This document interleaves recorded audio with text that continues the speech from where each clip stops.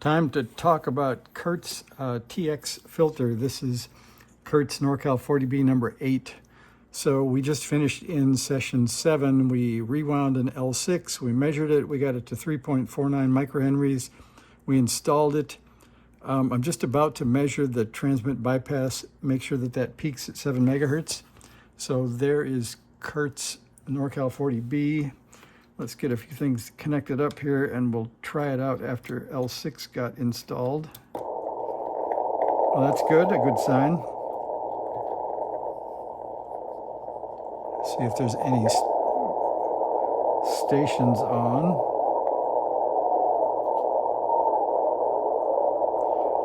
And that would be a yes, so that's good. Although we're going to go on to the dummy load, so that'll only last for a minute. It is still receiving through the dummy load. That's a good thing. All right, so let's grab the scope probe. We will get out the schematic. And we get to verify that this bandpass filter works. So we're going to go for TP4, the drive terminal there. And I think we'll just go for the gusto right to that and see what happens. Oops. So we get our ground on, and then we see if this thing's going to hang on in TP4. But if I remember correctly, TP4 is also the end of R11. So I'm going to pick that because I can grab onto that easier. There we go. All right, let's get out the key here with the left arm and the adjustment tool with the right. And let's see what we get. And so we're going to be adjusting C39, which is right there. And let's see what we get.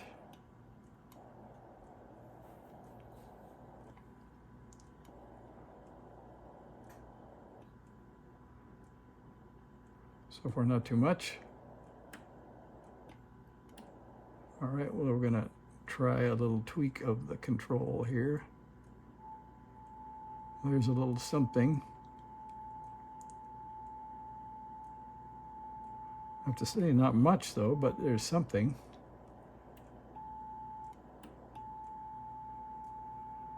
And looking at that sine wave, at least it's 7 megahertz, that's good. But that's not much to write home about yet. It does have 2 peaks, however. So I think we're in the right inductance range. Why it's so low, we don't know yet. So let's remind ourselves how much of the circuit we're actually looking at. So on TP4, we're actually going through the J309. So let me see if I'm on the wrong end of R11. It looks like, let me borrow this other NorCal 40B to look. So there's TP4, and it does look like R11 should go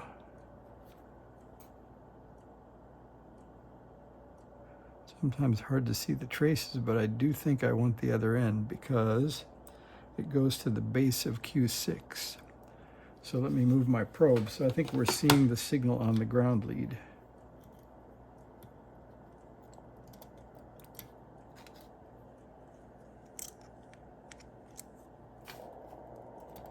There we go.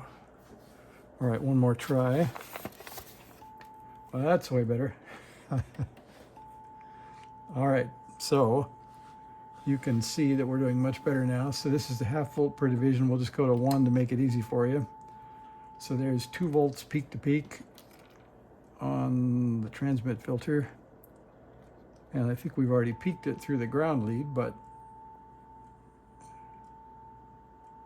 let's go for a bigger scale just to get more effect here. Whoops. All right, we'll go for a peek on that.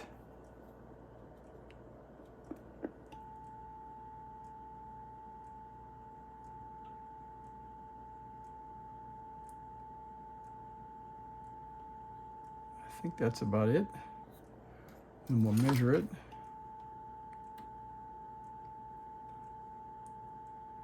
Here's 501.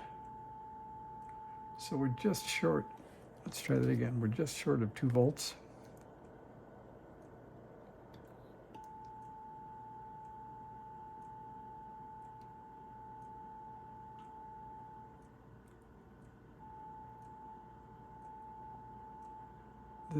This capacitor is really, it's got a drag or a catch in it. All right, we're going to call that good. So I'm going to call that a success. We could, if you want, see if we're making it all the way to the output. It's getting late, but I got to see how close we got. So we're going right to the output jack, and I'm going to go up to the 5-volt scale with a anticipation of things working well. So let's see what happens. Well, that's good. So we definitely have a radio again. So Curt's transmitting now.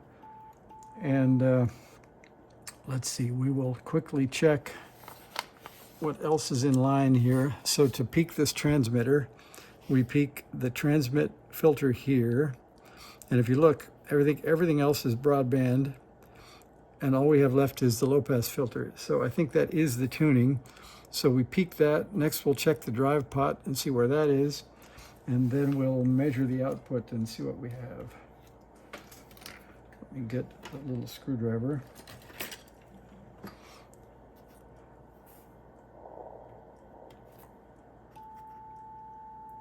So the drive is almost all the way up. We'll do it just once for the fun of it.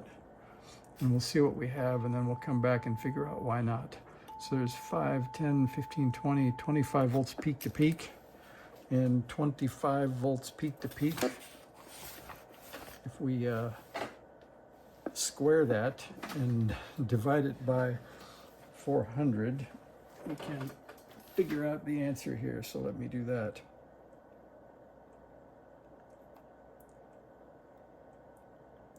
And if you're going to use your iPhone for that, you actually have to open it, because when you go from 4-function to scientific, it only works if you're logged into your phone or it's open.